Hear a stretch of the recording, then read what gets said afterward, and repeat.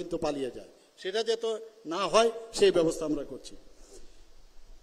গত 13ই মে আমরা 975 জন পুরুষ ও মহিলা কনস্টেবল আমরা নিয়োগ করেছি। এর মধ্যে 332 জন মহিলা পুলিশ। রাজ্য সরকার আরও 916 পুলিশ কনস্টেবল নিয়োগের আমরা অনুমোদন দিয়েছি, সেগুলো নিশ্চয়ই হবে। আমরা স্পেশাল এক্সিকিউটিভ অনেকে বলছে যে কবে দেবে, যথাসময়ে যখন দেওয়ার নিশ্চয়ই সেটা দেওয়া হবে, এবং সংখ্যাটা হচ্ছে প্রায় 6067। আমাদের 218 জন সাব ইন্সপেক্টর, এর জন্য আমরা তার অনুমোদন দিয়েছি, নিয়োগ প্রক্রিয়াও শুরু হয়ে গেছে।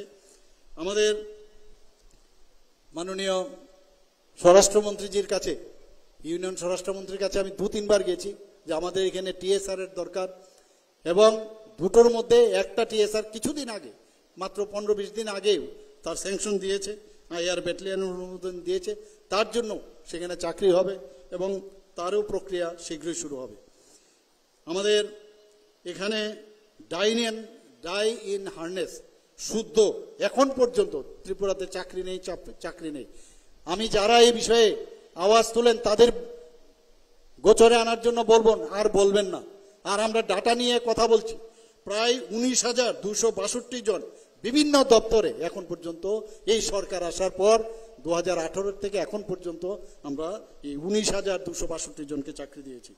সিকিউরিটি গার্ড এবং অন্যান্য যে পরিষেবা বিভিন্ন এজেন্সিতে প্রায় 2,987 জনকে চাকরি দেওয়া হয়েছে। আউটসোর্সিং এবং চুক্তিভিত্তিক যে চাকরি প্রায় 5,771 জনকে চাকরি দেওয়া হয়েছে।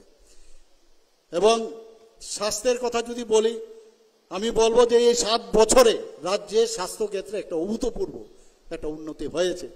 আগে আমরা দেখতাম যে এইভাবেই মানুষ নিজের বাড়ি ঘর বিক্রি করে, বসত বাড়ি বিক্রি করে, সোনার জিনিস বন্ধক রেখে বাইরে যেত। এখন কিন্তু অনেকটা কম হয়ে গেছে। আপনারা সবাই জানেন যে গত 9ই জুন এইমসের যে অধিকর্তা ডাইরেক্টর, ওনার সাথে আমার 2-3 বার দেখা হয়েছিল দিল্লিতে এবং কয়েকটা আমার বিভিন্ন অনুষ্ঠানে, এবং কিভাবে হসপিটাল চালাতে হয় উনার এক্সপার্টাইজ ওটা। উনাকে আমি বলেছি আপনি একবার আসুন এখানে।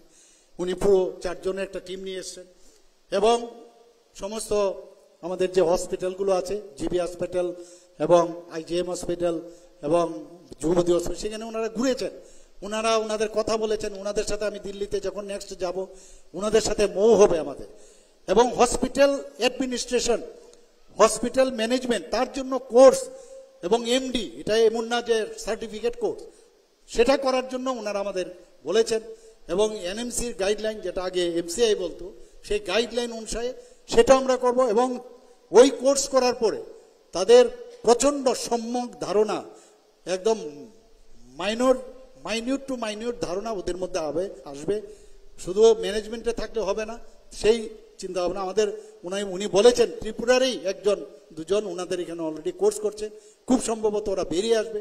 তারাও যদি এখানে আসে তাহলে আমরা হসপিটালে কিভাবে পরিচালনা করতে হয় আমাদের এখানে সব আছে, আমি ওনাকে বলেছি, কিন্তু সেটাকে প্রপারলি রেগুলারাইজ এবং প্রপারলি কিভাবে ইউজ করা যায় সেটা আপনারা দেখিয়ে যান। ডাক্তারবাবুরা কথা বলেছেন এবং দে আর অলসো ভেরি হ্যাপি, কারণ direction teacher is very important, যে কিভাবে কোনো জিনিস কিভাবে চালাতে হয়। খালি চাকরি করলাম আর বাড়িতে চলে গেলাম, এতে হবে না। সেই বিষয়গুলোর জন্য ওনারা এসছেন। আপনারা সবাই জানেন যে 2টো কিডনি ট্রান্সপ্লান্ট আমাদের ত্রিপুরাতে, কিডনি ট্রান্সপ্লান্ট ভাবা যায় কোনোদিন? আমাদের সরকার আসার পর এই কিডনি ট্রান্সপ্লান্ট আমরা এখানে করলাম। 2টো কিডনি ট্রান্সপ্লান্ট হয়েছে। যারা দিয়েছেন তারাও সুস্থ আছেন, যারা নিয়েছেন তারাও সুস্থ আছে। আরও 2টো কিডনি ট্রান্সপ্লান্ট খুব অতি সত্বর সেটাও হবে। এখানে মোহন ফাউন্ডেশন, আমরা শুনেছি যে মোহন ফাউন্ডেশন ওনারা বিভিন্ন ট্রান্সপ্লান্টের বিষয়ে ওনাদের পারদর্শিতা আছে, ওনাদেরকে আমরা ডেকে নিয়েছিলাম, ওনাদের সাথে কথা বলেছি। লিভার ট্রান্সপ্লান্টের কথা আমরা বলেছি। আমাদের ছেলেমেয়েরা, আমাদের ত্রিপুরা রাজ্যের বহু লোক বাইরে যায় এই লিভার সমস্যা নিয়ে। তো আমরা চাই যে লিভার ট্রান্সপ্লান্ট এবং অন্যান্য ট্রান্সপ্লান্ট যেগুলো ত্রিপুরাতে হয় সেই বিষয়ে ওনাদের সাথে কথা হয়েছে, এবং ওনাদের সাথে হয়েছে। আরও পাকাপাকিভাবে কি করা যায় সেই বিষয়ে আমরা কথা বলছি। বোন মেরো ট্রান্সপ্লান্টের জন্য আমি লখনৌতে গিয়েছিলাম, সেখানেও বোন মেরো ট্রান্সপ্লান্টের বিষয়ে আমি কথা বলেছি। তো বোন মেরো ট্রান্সপ্লান্টও যদি ত্রিপুরাতে হয় তাহলেও চেষ্টা থাকতে হবে, চেষ্টা যদি থাকে নিশ্চয়ই হবে। ডেন্টাল কলেজ ত্রিপুরাতে কতভাবে আমি চেষ্টা করলাম, হলো না।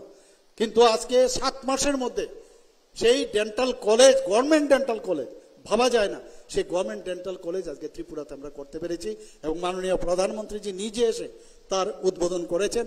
এবং সেখানে 63টা আসন, আগে আমাদের সময় একটা সিট ছিল, ভারতবর্ষের বিভিন্ন জায়গায় একটা করে সিট। আজকে ত্রিপুরার ছেলে মেয়েরা 63টা বিডিএস এর সিট পাচ্ছে। আগামী দিন এটা 100 হবে। এমডিএস পোস্ট গ্রাজুয়েশন স্টার্ট হবে। আমাদের এখানে এমবিবিএস এর যে মেডিকেল কলেজ টোটাল মিলে 400 সিটের ব্যবস্থা হয়েছে। আগে 10টা, 6টা, 5টা, 11টা, 12টা এরকম এমবিবিএস সিট আসতো। একটা মেডিকেল হাব আমরা তৈরি, তো চেষ্টা এবং করা, সেই কাজগুলো আমরা করছি। আমরা এখানে রিজিওনাল ফার্মেসি ইনস্টিটিউট আছে, বিএসসি নার্সিং কলেজ, সেটাও আমরা ইনোগ্রেশন করেছি। এখানে বেসরকারি যে সংস্থাগুলো আছে তাদেরও নার্সিং ও প্যারামেডিক্যাল ইনস্টিটিউট, তারাও আমাদের গভর্নমেন্টের সহায়তায়, আমাদের সাহায্যের কারণে তারাও করতে পেরেছে। প্রায়ই আমরা জিবি হসপিটালে যখন যাই দেখি যে মানুষ, আমাদের যারা পেশেন্ট আছে তারা মাটিতে শুয়ে থাকে। মাত্র 727টা সেখানে আসন ছিল, সেটাকে বাড়িয়ে ডাবল করেছি, 1413টা আসন করেছে। আরও 100টা আসন যাতে বাড়ে তারও ব্যবস্থা আমি নির্দেশ দিয়েছি। এবং আগামী 70, এটা ইনহিউম্যান মনে হয় আমার কাছে, এটা কেন সেটা ভালো হবে না, সেই ব্যবস্থা আমরা করছি। Cardiology, nephrology, neurology, urology, plastic surgery ইত্যাদি যে সুপার স্পেশালিটি, সেইগুলো আমাদের এখন আগরতলা গভর্নমেন্ট মেডিকেল কলেজে সেগুলো আছে। ট্রমা কেয়ার সেন্টার আমরা অনেক ডিস্ট্রিক্টে আমরা শুরু করে দিয়েছি, গোমতী জেলায়, ধলাই জেলায় এবং দক্ষিণ জেলায় এবং উত্তর জেলায় আমরা অতি সত্বর সেখানে শুরু করব। আগরতলাতে তো পশ্চিম জেলাতে আছেই। তো ট্রমা সেন্টার যখন থাকে তখন ওই স্বাস্থ্য ব্যবস্থা কোন লেভেলে আছে সেটা কিন্তু আপনারা বুঝতে পারছেন। আগরতলা ডেন্টাল কলেজের যে বিল্ডিং আছে, আরেকটা বিল্ডিং করার জন্য মাননীয় প্রধানমন্ত্রীজির যে পিএম ডিভাইন, সেই প্রকল্প থেকে 202 কোটি টাকা দিয়েছে। এজিএমসিতে মাদার অ্যান্ড চাইল্ড একটা হসপিটাল হচ্ছে, তার জন্য 192 কোটি টাকা দিয়েছে। এডিকশনে যারা আক্রান্ত আছে তাদের জন্য যাতে একটা ভালো হসপিটাল, নেশামুক্তি কেন্দ্র স্থাপন করার জন্য যায়, তার জন্য প্রায় 121 কোটি 90 লক্ষ টাকা মাননীয় প্রধানমন্ত্রীজি আমাদের দিয়েছেন। আমরাও আমাদের বাজেট থেকে, গত যে আমাদের বাজেট সেশন ছিল সেখানে আমরা প্রতিটা ডিস্ট্রিক্টে একটা করে আমরা এই ধরনের ডি এডিকশন সেন্টার করব এবং at the rate of 20 crore প্রতিটা জায়গায় 20 কোটি টাকা আমরা দেব, যাতে করে তাদেরকে কিভাবে ট্রিটমেন্ট করা যায়। আদারওয়াইজ প্রাইভেটে অনেক জায়গায় যায়, ওরা কোথায় যাবে, কি করবে, এক একটা ফ্যামিলির যে অসহায় অবস্থা সেইগুলো আমরা বুঝতে পারি। 228 জন গ্রাজুয়েট টিচার, আন্ডার গ্রাজুয়েট শিক্ষক শিক্ষিকা আমরা নিয়োগ করেছি। এর মধ্যে আরও শিক্ষকদের একটা সমস্যা আছে, 10,323-এর ঘটনা আপনারা জানেন। তা আমরা চাইছি যে এখানে শিক্ষক যে সমস্যা সেগুলো সমাধানের জন্য আমরা আরও বেশি যাতে নিয়োগ করতে পারি সেই কাজ করছি। এবারের বাজেটে আপনারা